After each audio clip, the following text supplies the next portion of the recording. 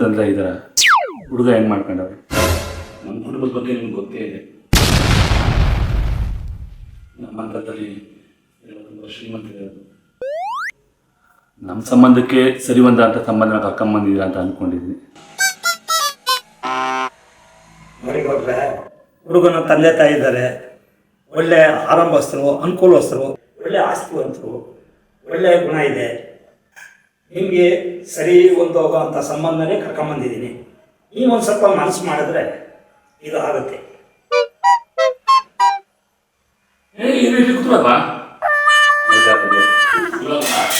ಇದೇಂತಂದ್ರೆ ಎಷ್ಟು ಗೌರವ ಕೊಡ್ತಾರೆ. ತುಂಬಾ ಖುಷಿ. ಮಗಳೇ, ಕಾಫಿ ತಗೋಮ್ಮ.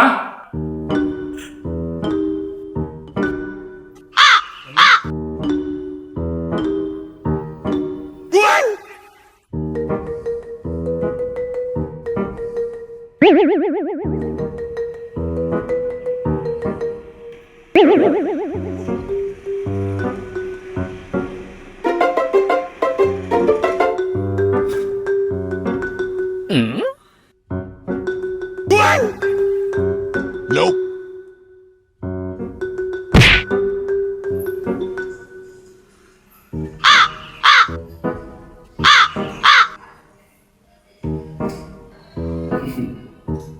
ಅಲ್ಲ ದೇವ್ರೆ, ಹುಡುಗ ಏನೋ ಹೇಳ್ತಾ ಇದಾರೆ.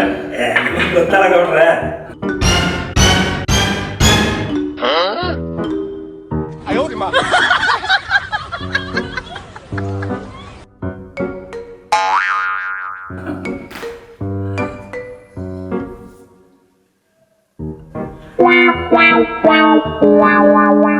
ಒಳ್ಳೆ ಸಂಬಂಧ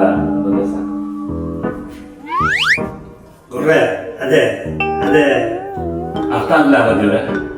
ಅದೇ ಓಹೋ, ನನಗೆ ಅರ್ಥ ಆಯ್ತು ಬಿಡಿ. ಇನ್ನು ಏನು ಕೆಲಸನೇ ಆಗಿಲ್ಲ. ನಿಮ್ಗೇನು ತಾಪತ್ರ ಇರುತ್ತಾನೋ.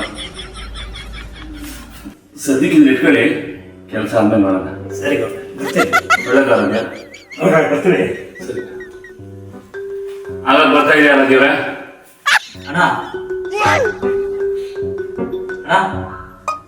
ನನ್ಗೆ ಯಾಕೋ ಆ ಬ್ರೋಕರ್ ನೋಡಿದ್ರೆ ಸ್ವಲ್ಪ ಅನುಮಾನ ಕಾರಣ. ಸ್ವಲ್ಪ ಹುಷಾರಾಗಿ ಹ್ಯಾಂಡಲ್ ಮಾಡಬೇಕು. ಸರಿ, ನನಗೆ ಯಾರೇ ಹೆಂಗೆ ಅಂತ ಚೆನ್ನಾಗಿ ಗೊತ್ತುಕೊಂಡ್ರು. ನೀವೆಲ್ಲರೂ ತಲೆ ಹಾಕ್ಬೇಕು. ಸರಿ ಅಣ್ಣ.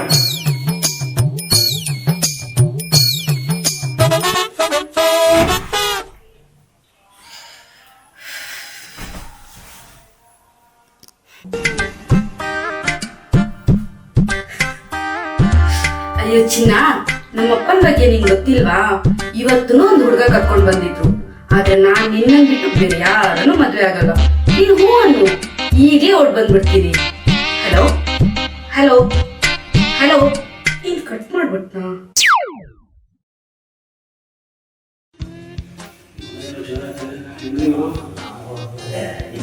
ನಾವು ಒಳ್ಳೆ